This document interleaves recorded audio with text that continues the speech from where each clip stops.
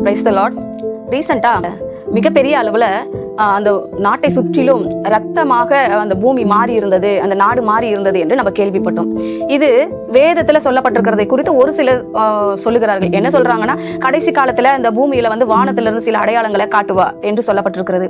என்ன அடையாளங்கள்? அந்த அடையாளங்கள்லாம் எப்போது வரும்? அந்தி கிறிஸ்துவின் ஆட்சியில், அதாவது சபை எடுத்துக்கொள்ளப்பட்ட பின்பு 7 வருடம் அந்தி கிறிஸ்து ஆட்சி இருக்கும் இல்லையா, அப்போது நடக்கக்கூடியதான சில சம்பவங்களை தான் இந்த இடங்கள்ல நமக்கு சொல்லப்பட்டிருக்கிறது. இந்த வெளிப்படுத்தல் 6:12 அப்புறம் வெளிப்படுத்தல் 14:20 நீங்க பாத்தீங்கன்னா அந்த இடத்துல சொல்லப்பட்ட அடையாளங்கள் சந்திரன் ரத்தமாகவும் பூமி இருளாகவும் மாறும் என்று சொல்லப்பட்டது. அப்போ அந்த காலத்துல நடக்கக்கூடியதுதான். சபை 3-4 அதிகாரங்களுக்குள்ளாகவே ரகசிய வருகையில எடுத்துக்கொள்ளப்படும். அதற்கு பின்பு அந்த கிறிஸ்து ஆட்சி. அப்போது நம்ம இருக்க மாட்டோம். 20-21 அதிகாரங்களுக்கு பின்புதான் நம்ம இயேசு கிறிஸ்துவோடு கூட என்ன பண்ணுவோம்? பூமியில யுத்தத்துக்கு அருமைதான் யுத்தம் என்று சொல்லப்படுகிற யுத்தத்துக்கு இறங்கி வருவோம். அப்போ இந்த தேசத்துல கர்த்தரால் தெரிந்து கொள்ளப்பட்டவர்கள், கிறிஸ்துவுக்குள் வாழ்கிறவர்கள் எடுத்துக்கொள்ளப்படுவார்கள். அப்போது நடக்கிற அடையாளங்கள் தான் இது எல்லாமே. அதே மாதிரி இந்த தேனீக்கள் வந்தது, அதுவுமே அந்த தேனீக்கள் என்ன பண்ணுச்சா, அந்த பிளைட்டை சுத்தி, ராணுவ படை பிளைட் இருக்கு இல்லையா, அந்த பிளைட்டை சுத்தி போய் எல்லாம் முற்றுகையிட்டது அப்படின்னு சொல்லிட்டு நம்ம பார்க்கோம். இது யுத்தம் சம்பந்தமான ஒரு காரியம். அது மாத்திரமல்ல, ஏசாயா 7ஆம் அதிகாரத்துல 18வது வசனம் 19வது வசனம் இப்படியா சொல்கிறது, நான் வாசிக்கிறேன் பாருங்க.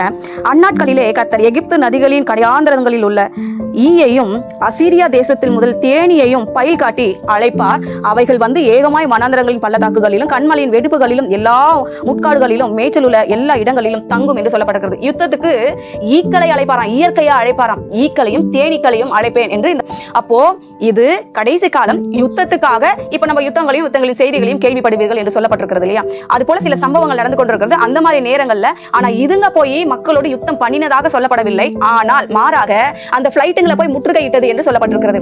ஒருவேளை அதோட வருகை சமீபமாகவும் இருக்கலாம். அது முடிந்த உடனே அந்த கிறிஸ்து ஆட்சிக்கு அது தயாராகி கொண்டு இருக்கலாம். எப்படி கர்த்தர் நம்மை தயார்படுத்தி கொண்டிருக்கிறாரோ அது போல அதுங்களையும் தயார்படுத்தி கொண்டிருக்கலாம். இது கடைசி காலத்துக்கான அடையாளம் தான். சொல்லப்பட்டதான சில அடையாளங்கள்ல இதுவும் ஒரு அடையாளம். ஆகையினால ரத்தம் கலர்ல மாறினது ஒரு சிலர் என்ன பண்றாங்க, அதையே கூட அது சும்மா லைட்டா அது அயன் துகள்கள் இருந்ததுனால இந்த சூரிய புயல் என்று சொல்லுவோம் இல்லையா, அது போல அங்க ஒரு புழுதி புயல் போல தோன்றி இருக்கிறது.